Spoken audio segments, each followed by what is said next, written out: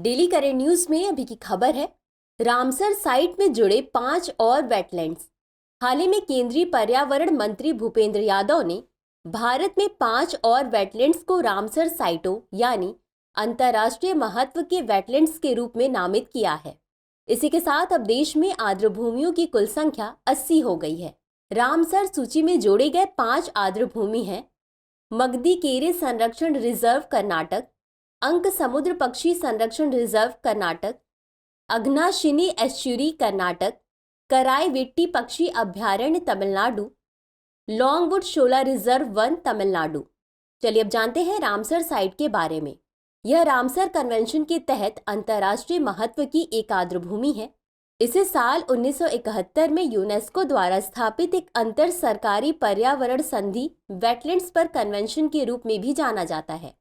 इसका नाम ईरान के रामसर शहर के नाम पर रखा गया है, जहां उस वर्ष सम्मेलन पर हस्ताक्षर किए गए थे। आर्द्र भूमि के बारे में।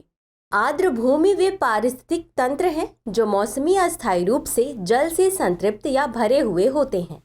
इनमें मैंग्रोव, दलदल, नदियां, झीलें, डेल्टा, बाढ़ के मैदान, प्रवाल भित्तियां, समुद्र आदि क्षेत्र शामिल हैं। आर्द्र भूमियां समुद्र तटों की रक्षा करके बाढ़ जैसी आपदाओं के जोखिम को कम करने में भी मदद करती हैं। यह कार्बन को कार्बन डाइऑक्साइड के रूप में वातावरण में छोड़ने के बजाय अपने वृक्ष समुदायों और मृदा के भीतर संग्रहित करती हैं। चले देखते हैं आज के अभ्यास प्रश्न को। निम्नलिखित कथनों पर विचार कीजिए। 1. वर्तमान में भारत में आर्द्र भूमियों की कुल संख्या 82 है। 2. हाल ही में रामसर सूची में 7 आर्द्र भूमियां जोड़ी गई हैं। उपर्युक्त में से कौन सा या कौन से कथन सही है या सही है? A केवल 1, B केवल 2, C 1 और 2 दोनों, D न तो 1 और न ही 2।